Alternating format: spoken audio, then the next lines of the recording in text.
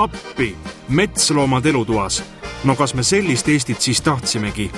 Seda Eesti kinost rahva sekka läinud hüüdlauset võisid mõttei süüda ka perekond Klausenid, kes turvalises Paide äärelinnas endale õdusat kodu ehitavad. Kõik tundus kõige paremas korras olevat, kuniks ilmusid nende aeda kutsumata külalised. Pereema on paanikas.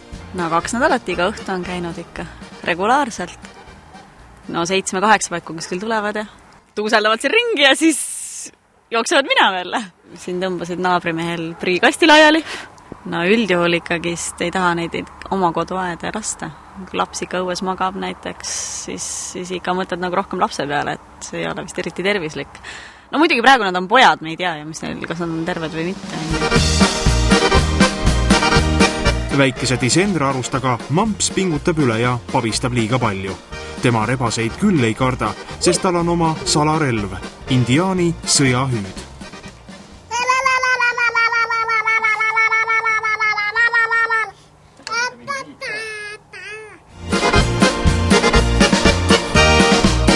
Miks aga rebased linnadesse trügivad? Põhjus on lihtne. Neid on viimastel aastatel vähe kütitud, nad sigivad hästi, metsas läheb kitsalt ja linnas on lademetes toidujäätmeid. Kuidas peab inimene käituma, kui kodus rebast kohtab? Nad ei tohiks hakata nüüd neid väga nuinutama, nennutama, sellepärast, et üks elukas on ikka enne arvamatu ja ega siis metsloom olgu küll, et ta kipub siin linnas ära harjuma inimesega ja teda enam ei karda, ei tähenda, et ta mingil hetkel ammustada ei või ohtlik ei ole, rääkimata muidugi sellest, et linnaoludes, kus nendel prügikasti jääkide kõrval on prügikastis konkurendina tegutsev rott, üks toiduobjekt ja teatavasti rotid levitavad ka marutaudi, nii et selles mõttes marutaudi oht on ikkagi reaalne oht ja praegu veel ravimatu haigus. Elu näitab, et meil on täiskasvanud inimesed sama lollid ja tahavad katsuma minna, mis sa lastest veel räägid.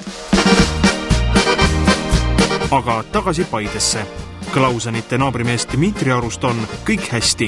Lasnamäe korterist hiljuti Paidesse oma majja kolinud meest rebaste pahandused ei sega. Tead, siuke tunne, et nad käivad igal päeval ja omad siukesed sugulased nagu metsast tulnud. Sa arvad, et on täiesti võimalik koos rebastega elada, jah?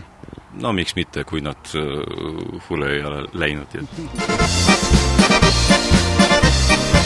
Metsaloomade tungimine linnadesse on laiem probleem. Kes peaks selle hädaga tegelema? Need karusnaha vastased liikumised on saavutanud seda, et keegi enam rebast ei taha lasta, sest ega padrunid on kallid ja ega keegi ju neid lihtsalt huupi lõbu pärast küttima ei hakka ja põhimõtteliselt peaks selle reguleerimisega tegelema ilmselt omavalitsused, sellepärast et jahiseaduse järgi asustatud punktis jahti pidada ei tohi, see tähendab, et siin ei saa jahimehed kuskilt otsast midagi aidata ja ilmselt on meil seadustes mõned augud, et see metsikute liikide reguleerimine asustatud punktis on jäänud nagu kajastamata. See, mis toimub vareste ja hõbekajakatega linnades, prügikastide ümber ja nii edasi. Ega see päris normaalne ei ole, et metsaelukad on nüüd asustatud punktis nii kanda kinnitanud.